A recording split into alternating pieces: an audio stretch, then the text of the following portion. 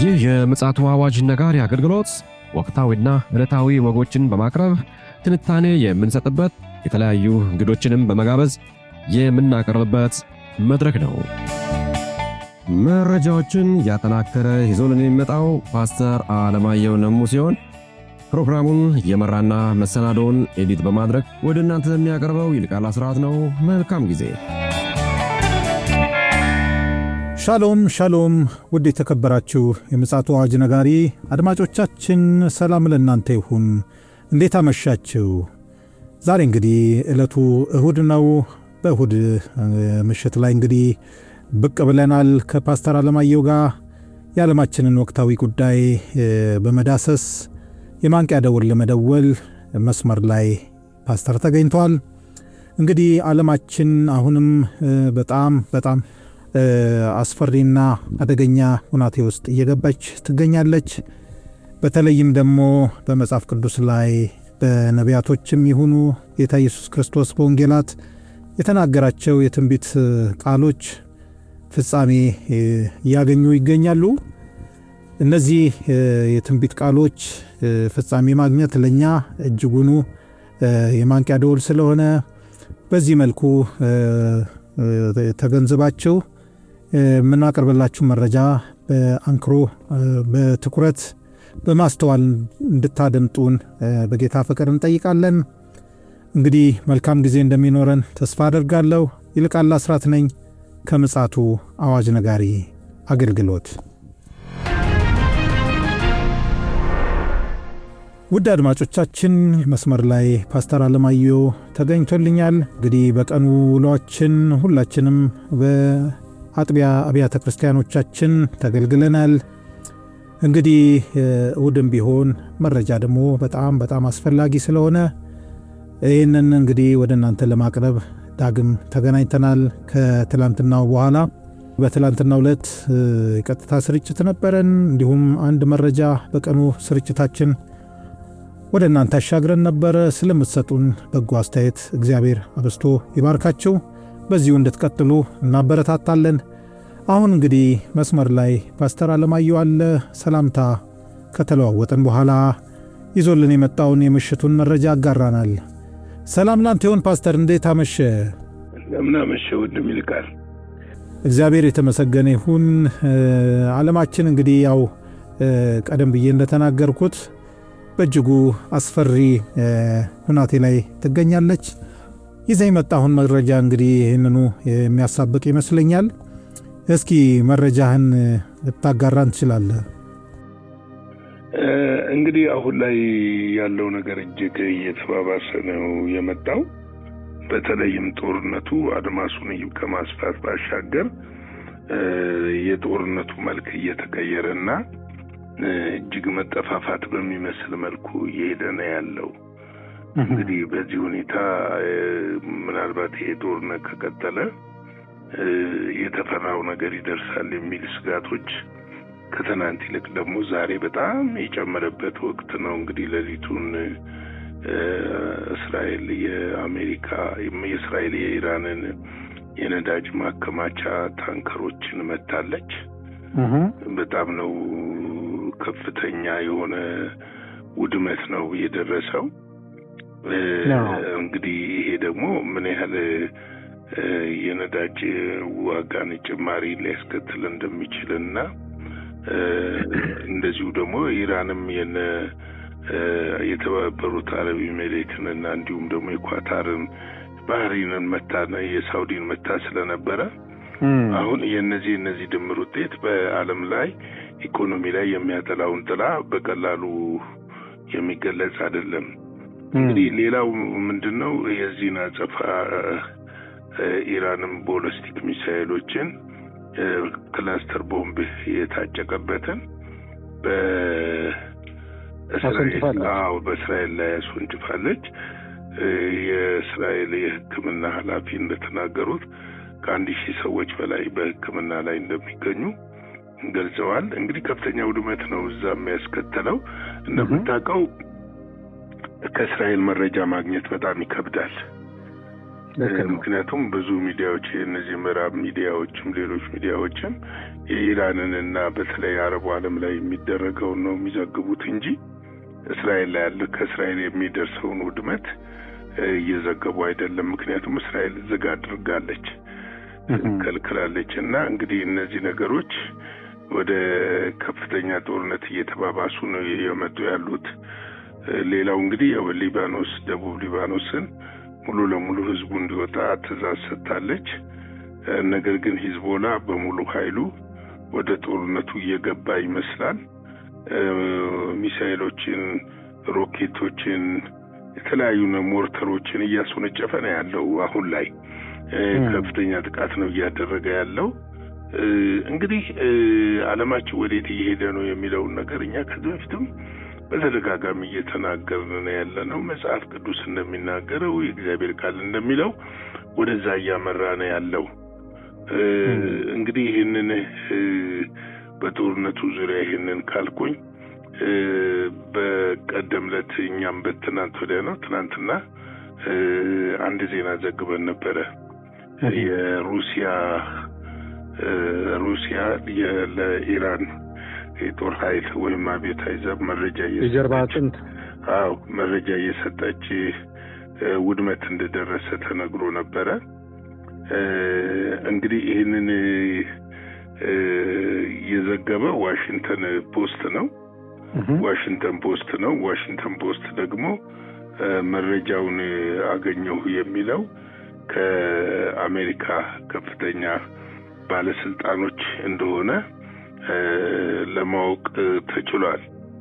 እንግዲህ ምንድነው ጦርነቱ ከተጀመረ ከየካቲት 28 ጀምሮ የራሽያ የጦር መርከቦችንና አውሮፕላኖችን ጨምሮ የአሜሪካ ወታደራዊ ሀብት የሚገኝበትን ቦታ ለኢራን አሳልፋ ሰጥታለች ሲል ማንነታቸውን ለማሳወቅ ያልፈለጉ 3 ባለስልጣኖች ለዋሽንግተን ፖስት ተናግረዋል የሚል ነበረ።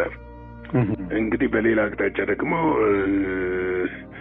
የአሜሪካ የዩናይትድ ስቴትስ መከላከያ ሚኒስተር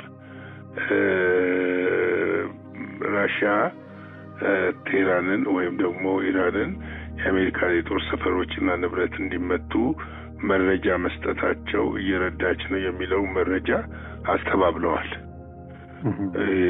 እንግዲህ እነዚህ ነገሮች ስትመለከት የቱ ነው እውነታው የሚለውን ነገር ማረጋገጥ ከባድ ነው። በዚህ ወቅት በእርግጥ እንደምናውቀው አሜሪካ ከኢራን ይህንንም ጦርነት መውጫ እየፈለገች ባለችበት ሰዓት ከራሽያ ጋር ለመዋጋት ትፈልጋለች ብዬ አላስብም።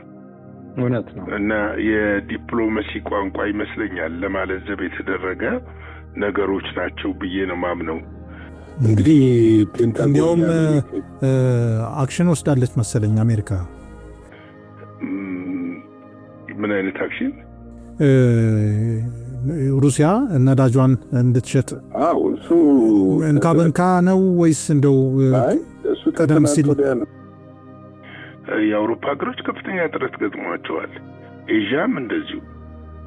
አሁን እኮ እንደቀላል አይደለም። አሁን ጋዝ ለምሳሌ ፈሳሽ ጋዝ በአውሮፓ 50% ነው የጨመረው። ፈሳሽ ጋዝ ይሄ ቀላል ነገር አይደለም። አሁን ደግሞ የኢራን ሪፋይነሪ ደግሞ የነዳጅ ማጣሪያ መመታቱ ደግሞ ትልቁ መርዶ ደግሞ ለቻይና ነው። አሁን እሱ ከቻይና ጋር ከፍተኛ ፍጥጫ ውስጥ ይከታቸዋል። እንግዲህ ፍጥጫ ውስጥ ይከታቸዋል ስልህ ቻይና ከኢራን ጋር እየተነጋገረች ነበረች ሆርሙዝ ሰርጥን በከፊል በስሱ ለማስከፈትና ከሆርሙዝ ሰርጥ የተወሰኑ መርከቦች በቀን እንዲያልፉ የሚደረግበት ሁኔታ እንዲፈጠር ፈልጋ ነበረ። ምክንያቱም በቀን ከ20 እስከ 25 ትልልቅ ጃይንት የሆኑ መርከቦች ናቸው የሚያልፉት እና ስለዚህ ያንን ፈልጋ ነበረ። ግን ያ ሊሆን እንደማይችል ነው አሁን ካለው ጦርነት አንጻር። ልክ ነው። እንግዲህ ፔንታጎን የአሜሪካን ጦር በአካባቢው እየተባባሰ በመጣው ግጭት የራሽያ እና የኢራን እንቅስቃሴ እየተከታተለ መሆኑን አስታውቋል። ዋሽንግተን ፖስት በትናንትናው ዕለት ያው እንግዲህ ቅድም እንደጠቀስኩ በትናንትናው ዕለት ራሽያ በመካከለኛው ምስራቅ የሚገኘውን የአሜሪካ ኢላማዎች በተመለከተ ከኢራንም ጋር የመረጃ ልውውጥ እያደረገች መሆኑን የሚገልጽ መረጃ አጋርቷል ነበረ። ነገር ግን የአሜሪካ መከላከያ ሚኒስትር ፒት ሃክሰን አርብ ዕለት የተሰማውን ይህንን መረጃ ማለት ነው ከሲቢኤስ ጋር በነበራቸው 60 ደቂቃ ቃለ ምልልስ ላይ ሞስኮና ቴህራን እየረዳች እንደሆነ ሲጠየቁ አሜሪካ ሁሉንም ነገር እየተከታተለችና በጦርነቱ እቅዶች ውስጥ እያስቀመጠች እንደሆነ ተናግረዋል። አሁን ግን የንግግር ውስጥ ወይራ ነው፣ ጉራማይሌ ነው። በትክክል እርዳታው አለ ማለት ነው። እውነት ነው። እሳቸው ያስቀመጡት ምንድነው? በእቅዶች በጦርነቱ እቅዶች ውስጥ እያስቀመጠች እንደሆነ ተነግረዋል ነው የሚሉት። እንግዲህ ምንድነው እያጋዱ ያሉት የሚለውን ነገር ወደፊት የምናየው ጉዳይ እንደሆነ በግልጽ መመልከት ይቻላል። ሃክሰን ግን የዩናይትድ ስቴትስ ስለ ሪፖርቶች ምንም ግድ የላትም፣ ስለ የራሽያ እርዳታ የአሜሪካ ዜጎችን አደጋ ላይ ሊጥል ይችላል የሚለውን ሁኔታ አጣጥለው አልፈውታል። እንግዲህ በትናንትናው ዕለት ዶናልድ ትራምፕ በፎክስ ኒውስ ዘጋቢ ፒተር ዲስ ከጉዳዩ ጋር በተያያዘ ጥያቄ ሲቀርብላቸው ምንኛ ሞኝነት የተሞላበት ጥያቄ ነው በማለት ጋዜጠኛውን ተችተውት ነበረ። እንግዲህ አሁን በሌላ በኩል ደግሞ የራሽያ ከፖለቲካዊ ድጋፍ ባሻገር ለኢራን ወታደራዊ ድጋፍ ትሰጣለች ወይም የሚለውን ጥያቄ የቀረበላቸውን የክሬምሊን ቃል አቀባይ ዲሚትሪ ፒስኮቭ ከቴህራን እንዲህ አይነት ጥያቄ እንዳልቀረበ ተናግረዋል። እንግዲህ አሁን ምንድነው መሰለ አሁን ያለው ነገር አሰላለፉን እያጠራ እንደሚመጣ ምንም ጥርጥር የለውም። ምክንያቱም አይርላንድ በዛሬው ዕለት መግለጫ አውጥታለች። በዚህ ባወጣችው መግለጫ ዘግይታ ነው ያወጣችው አይርላንድ ባይዘዌ ይሄ ጦርነት ተገቢና ዓለም አቀፍ ተገቢ ያልሆነና ዓለም አቀፍ ሕግን የጣሰ እንደሆነ ተናግራለች። አይርላንድ ታውቃለህ በአንቲሴሜቲክ ቁጥር አንድ ነች። ስለዚህ ምንድነው እስራኤል የምትፈልገውን ነገር ዓለምን ወይም ደግሞ አሜሪካን እንደምትፈልገው እየዘወረች ወደ ጦርነት ውስጥ የምትከትበት ምንም ምክንያት የለም የሚል ነገር አንስተዋል። አይርላንድ በጽኑ ይህንን ጦርነት ትቃወማለች። በግራና ቀኝ የሚደርሰው ሰብአዊ ጉዳትና ጥፋት አሜሪካና እስራኤል ተጠያቂ ናቸው ብለዋል። እንግዲህ አይርላንዶች የሚያነሱት የዓለምን ሕግ ያፈረሱ ብለዋቸዋል። ዓለም አሁን ሕግ አልባ እንሆናለች። ሕግ የላትም፣ መርህ የላትም። ምክንያቱም አሁን ምን ሰምተህ ታውቃለህ? እስኪ የተባበሩት መንግስታት ድርጅት ስለዚህ ምንም የለም። እኛ እኮ ኦልሬዲ እኮ ተናግረን ነበር። ጥርሱ የወላለቀ ድርጅት ሆኗል ብለን እኮ ተናግረናል። የጸጥታው ምክር ቤት ምንም የለም። በዚህ ጉዳይ ላይ እንኳን አጀንዳ ይዞ ተሰብስቦ ምንም አይነት ምናልባት ሰሞኑን ሩሲያ አንድ ስሞታ ያቀረበችበትን እሱን ከማየት ውጪ ሌላ ተጽዕኖ ምንም ያየሁት የለም እኔ በበኩሌ። አሁን ምንድነው መሰለህ እንግዲህ ዓለም ሕግ አልባ ወደ ሆነው መርህ ዳቢሎስ የሚፈልገው ነገር እየሆነ ነው ያለው። እነዚህ የጨለማው መልእክተኞች ዓለም ሕግ አልባ መርህ ውስጥ እንድትገባ ነው። ሕግ አልባ መርህ ውስጥ ከገባች እነሱ የሚፈልጉትን ነገር እነዚህ ዳርክ ሶሳይቲ ተብለው የተቀመጡ የጨለማውን አሰራር ስራ ከጥልቅ አጀንዳ እየተቀረጸ እየወጣላቸው ያንን አጀንዳ የሚያስፈጽሙት አሁን ማንም ከልካይ የላቸው። የሚፈልጉትን አጀንዳ በሚፈልጉት ሀገር በኩል ለማስፈጸም የሚያደርጉትን ጥረት በኮንቲኒቲ ይቀጥሉታል ማለት ነው። ምክንያቱም ይህንን የሚያደርጉበት ዋና ምክንያት ስትመለከት ሁሌም እንደምንናገረው ዓለም ወደ መጨረሻው እየሄደች ስለሆነ ለአውሬው መስመርና መንገድን ለመጥረግ የተመጣበት መንገድ እንደሆነ እናውቃለን። እንግዲህ ተመልከተ፣ አሁን ላይ በኢራን ላይ የተከፈተው ጦርነት አሁን ላይ መረጃዎች እየመጡ ነው ያሉት። ምንድነው አግባብ አይደለም የተባለበት ትልቁ ምክንያት ኢራን ዩራኒየሟንም ለማስወገድ ብዙ መርሆችን በድርድሩ ላይ ተቀብላ ነበር። ለአራተኛ ዙር ቀጠሮ ተቀጥሮ ባለበት ሰዓት ነው ጦርነቱ የተከፈተው።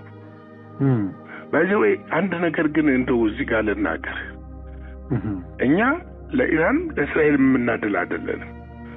ኢራን ውስጥም በብዙ ሚሊዮን የሚቆጠሩ በትንሹ እስከ 20 ሚሊዮን ይገመታል ቦርነጌን የሆኑ ክርስቲያኖች ወንድሞችና እህቶች አሉ። አይሁዶችም አሉ። እስራኤል ውስጥም እንደዛው አሉ። ገብቶሃል? ስለዚህ ሰይጣን የሚፈልገው ሰዎች ወደ ሲኦል እንዲገቡና በክርስቶስ ኢየሱስ አምነው እንዳይድኑ ዓለም ወደማትወጣበት የኢኮኖሚ አዘቅት እንድትገባና መፍትሄ አልባ እንድትሆን ከተሰራ በኋላ ኢንተሌክቹዋል ስለሆነ ይሄኛው ሐሰተኛው ክርስቶስ ገብቷል መፍትሄ ይዤ መጥቻለሁ ብሎ ዓለምን ሁሉ ለማሳት እየተሄደበት ያለ ጎዳና ነው። እውነት ነው። እና ይሄ ጦርነት በሁለቱም አቅጣጫ ሀብት ንብረት እያወደመ ነው። እንግዲህ በዚህ በአንድ ሳምንት ዕድሜ ውስጥ ማለት ነው የኢኮኖሚ ውድቀት እያስከተለ ነው። አውሮፓ የለም፣ አፍሪካ የለም፣ ኤዥያ የለም። የአክሲዮን ገበያዎች በፍጥነት እያሽቆለቆሉ ነው። የነዳጅ ዋጋ እያሸቀበ ነው። በዚህ መሃል እንግዲህ የምግብ ዋጋዎች እያሻቀቡ ሊሄዱ ይችላሉ። ምንም ጥርጥር የለውም። እና እንዶ ፓስተር ከመደምደም በፊት አንድ ነጥብ ማንሳት ስላለብን ነው። ምክንያቱም የኛ ማህበረሰብ ይሄ ክስተት ክብደት የሰጠው አልመሰለኝም። እንደ ቀላል የሚታይ ሆኖ ስለታየኝ ጧት ላይ ዛሬ እሁድ ማለዳ ላይ እኔ እናንተ የተገለገልንበት አንድ ቤተክርስቲያን ነበረ።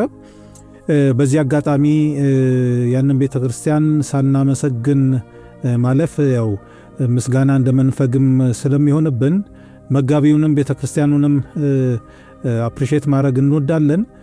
መጋቢው ጧት ላይ የጌታ ራት እየወሰድን ባለንበት ሰዓት አንድ ያስተላለፈው መልእክት ነበረ። ልብ ብለህ ሰምተዋል አንተም። ምንድን ያለው? በትላንትናው ዕለት ወይ ደግሞ በትላንትናው ወዲያ እስራኤል ሊባኖስ ላይ ልታደርስ ላለው ጥቃት ህዝቡ ተጎጂ እንዳይሆን በአስቸኳይ ብላ እንግዲህ የሰዓት ገደብ ሰጥታ በአስቸኳይ ስፍራውን ለቃችሁ ወደ ሌላ ከተማ ሂዱ የሚል እንግዲህ መልእክት አስተላልፋ ነበረ።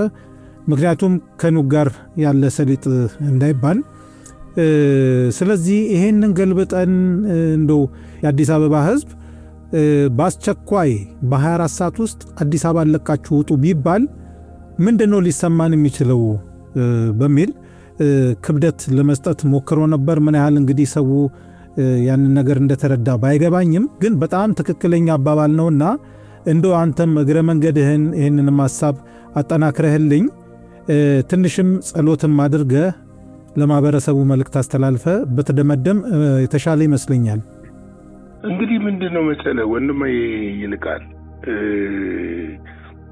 አንዳንድ ጊዜ ካልደረሰብህ በስተቀርና ነገሮች በርቀት ሲሆኑ ጉዳቱ አንተ ጋር የሚደርስ አይመስልህም። አባቶች የሚሉት አንድ ነገር አለ። የወንድሜ ቤት ሲቃጠል የኔ ቤት ነው በል ይላሉና በሩቅ ያየኸው እሳት ወደ አንተ መድረሱ አይቀርምና በርቀት እንዲቆም ማድረግ አለብህ ነው የሚሉት። አሁን ምንድነው እሳቱ ሩቅ ነው፣ ጉዳቱ አሁን እኛ ጋር የደረሰ አይመስልም። ግን ከተወሰነ ሳምንታት በኋላ ይህን ጉዳት ምን ያህል እንደሚያደርስ ማወቅ እንችላለን። ለምሳሌ የሀገራችን እንትም የሆነው ኢሜጅ የሆነው የኢትዮጵያ አየር መንገዳችን ከ1.5 ቢሊዮን ብር በላይ እንግዲህ ይሄ በተወሰነ ቀን ነው። አሁን እነዚህ 2 ቀኖች ሳይጨምሩ ኪሳራ እየደረሰበት እንደሆነ ያመለክታል። ምን ማለት ነው ይሄ? ተመልከት። ይህንን ስትመለከት ሌሎች እንግዲህ ከዚህ በኋላ የሚመጡ ነገሮች ይኖራሉ፣ አናቃቸውም። ጦርነቱ በዚሁ ከቀጠለ ነዳጅ እንዴት ነው የምናስገባው? አገራችን ያሉ ተሽከርካሪዎች እንዴት ይሆናሉ? እኛስ እንዴት ነው የምንሆነው? ሸቀጣሸቀጥስ ምንድን ነው የሚሆነው? ምክንያቱም ተጓጉዞ የሚመጣው በመኪና ነው። ምንድን ነው የሚሆነው የሚለውን ነገር ስታስብ አስጊ ነው፣ ልትጸልይበት የሚገባ ነው። እኔ የኢትዮጵያ ቤተክርስቲያን እዛው ቤታቸው አካባቢ ፈንጂ ካልተፈነዳ የሚሰማቸው ፔን የሚሰማቸው አይመስሉኝም። እኔ አሁን እዚህ ላይ የማስበው ምንድነው የጥሪና የተልእኮ ጉዳይ ነው። ገብቶሃል? ጥሪና ተልእኮ ሲኖር ስለ ህዝብ ታስባለህ፣ ስለ ሀገር ታስባለህ። ሰላም ሲሆን ነው ወንጌል የምትሰብከው። አገር ሲኖር ነው ወንጌል የምትሰብከው። ገብቶሃል? ሰው ኑሮ ጥሩ ሲሆን ነው ወደ ቤተክርስቲያን መጥቶ ለማምለክም ለመጸለይም እንትን የሚለው። ስለዚህ ይሄ ነገር ትኩረት ሊሰጥ ነው የሚያስፈልገው። አሁን ልክ ነው፣ ምንም የጎደለ የጨመረ ነገር የለም። ገብቷል? እንዲሁ ዝም ብሎ ነው የሚዘዋወረው። በቃ አይደለ? ኢራን ጋር የሚያበቃ፣ መካከለኛው ምስራቅ ጋር የሚያበቃ፣ እስራኤል ጋር የሚያበቃ ይመስላል። አሁን እንትኑ ተጽዕኖ አውሮፓ እየታየ ነው። አውሮፓ ላይ በጣም እየታየ ነው ተጽዕኖ።